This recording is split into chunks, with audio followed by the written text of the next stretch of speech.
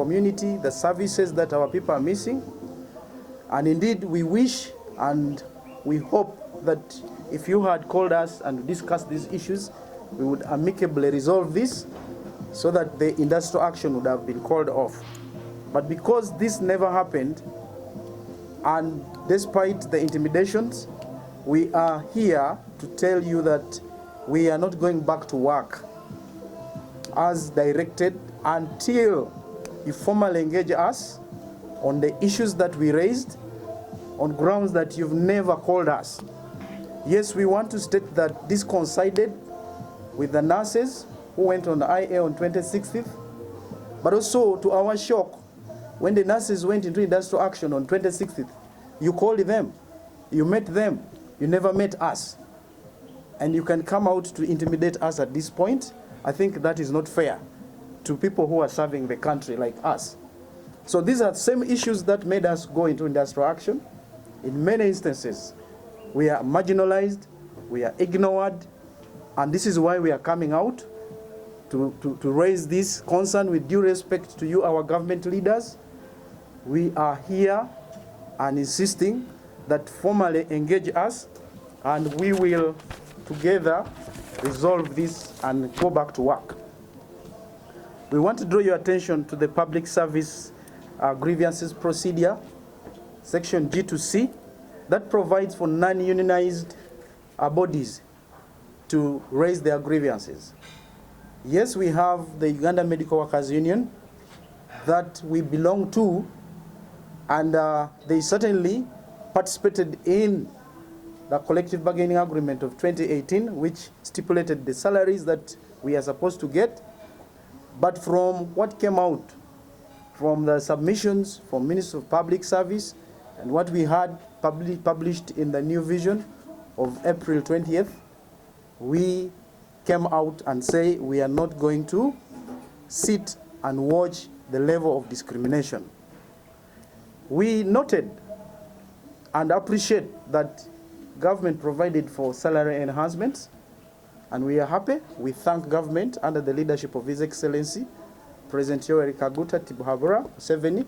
We thank you for that. But our concern is, why is it difficult for government to disclose the figures that allied health professionals are going to get as per the salaries we are advocating for? Yes, the Honorable Minister of Public Service clearly stated that they have provided salaries for all health workers. Our position is, how much money have you scheduled for a diploma holder? How much money have you scheduled for a certificate holder? And so is a degree holder. Our point is it according to the CBA? Yes, you've mentioned according to the CBA. The CBA, as a matter of fact, from the time it was endorsed, has never been implemented. From 2018, if you looked at that CBA, it detailed phased increments. And as of now, what we are crying for, or what we are fronting for, would have been what a health worker would earn. In this case, for a diploma holder, 3 million shillings, certificate 1.35, a degree holder, 4.8 million shillings. And the point that we are stressing is, why doesn't government come out? We want to see, state this, clarify this to us. What figure has been captured in the structure of public service in terms of salaries? And that's what we want. If there is a commitment to that and a write-up to that, that yes, the diploma holders will get the 3 million, the certificate will get this, and the degree holders will get that, we have no problem, and we will go back to work immediately, as long as that is mentioned. That is our major issue. To our shock again, such an officer to say our industrial action is not felt is simply trying to imply we are not useful. And that's why we've decided now, let's stay. Since we are not useful, it's okay. But as a matter of fact, even WHO, as we speak, came out to talk to ministries of health to respond to issues of health workers. From the time it started, this has been felt all over the country. You've heard this. You're the media. You've been down there on ground. You've seen this. Our people are suffering. And I think it's unfair for an officer from a Ministry of Health to talk like that. You're denying our community services, which is not proper and not appropriate. And this is the point we are emphasizing on, the aspect of prejudice and discrimination. And this is where we are coming to say enough is enough. If you don't want us to work, then we all stay away. And we heard from the Prime Minister emphasizing they will employ other people. Which people will you employ? It is still the allied health professionals. We are the ones who constitute the labor force in this country. If you look at the health sector, over 70% of health workers are allied health professionals.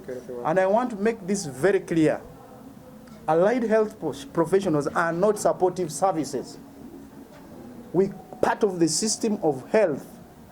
Number two, without us, there will be no health services. As we've seen, a lot of contention within the ministry, within the country. There's been a lot of kind of denial of services to the professionals. I'm Nyirantungane Sorotina. I'm the president, Uganda Anaesthetic Officers Association. Maybe I begin by telling you what anaesthetic officers do and the amount of work we do in this country. Anaesthetic officers are these people who give medicines to patients when they are going for surgery to make sure they don't feel pain. And after giving these medicines, they make sure the patient is still alive and the organs are functioning. We have these people from National Referral Hospital, and at Regional Referral Hospital, they are the only ones who do that. We don't have physicians there.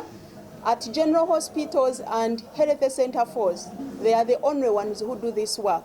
So if we said we are not going to give anesthesia anymore, I am not sure what is going to happen. So if they say they are withdrawing, they are chasing away all anaesthetic officers, that one will be impossible because they even don't have those to employ. They have been advertising for many districts. Many health center force don't have, and they keep referring to general hospitals because they are looking for anaesthetic officers and they are not there. So there is no way you can chase an anaesthetic officer. In actual sense, we need more. And what we have is not enough. So all we need is to make sure we agree, we sit down and agree on the conditions that we are giving. And then people will go back to work. And if not, we've been telling people to hold on, not to withdraw emergencies. It's unfortunate that most of the places are comprised of skeleton staff, because you find Health Center 4 has only one anaesthetic officer, so those people actually are not on strike. They are only doing emergencies, but they are there. General Hospital has only 2. They are doing emergencies, they are there. But if they say we are useless and our strike is not felt or our industrial action is not felt, we shall be left with nothing to do but to withdraw all the emergencies, and then maybe that's when they will feel it the hard way, which is not good.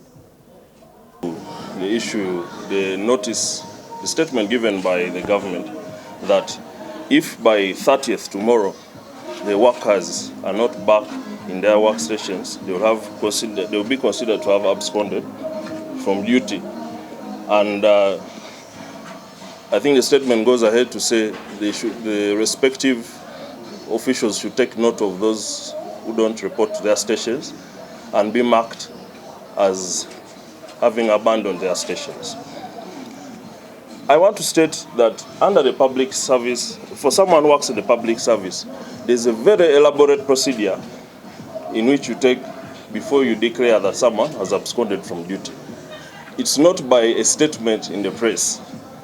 We want to say that statement is illegal and is of no effect and does not amount to a statement that the law envisages that can remove someone from duty.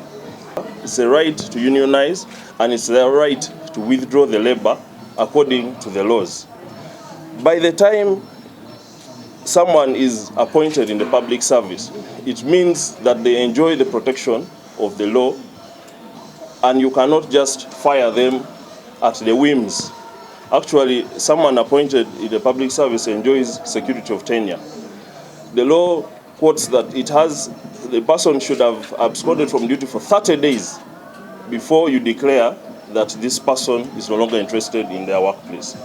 The 30 days is if the person has not given you notice of where they are or the reason for their absence from the workplace. In this case, the Uganda Allied Association of Health Professionals gave a notice explaining where the members of their associations would not report to duty until they declared that they would report back. That notice that was given, if you receive the documents, the government received it, the permanent secretary received it, Minister of Finance received it, even the parliament received it. You cannot then turn around and say you don't know where the employees are and have absconded from duty. That alone amounts to notice under the law that is enough to tell you where this employee is. So for government to chase any person under the guise that they have absconded from duty will be a real illegal act, and they will face it tough to explain it before the eyes of the law. Are supposed to restrain from interfering with acts of the union. You know, employers are supposed to restrain, and it's actually an offense for government to interfere with the different activities, because as you see, this is an association that collects different unions under it, and government is not supposed to interfere with the activities that are being carried out by the different unions under this association, and it is an offense. And when government continues and goes ahead to interfere, actually the law is very clear on the different procedures and how government can be held accountable in such actions.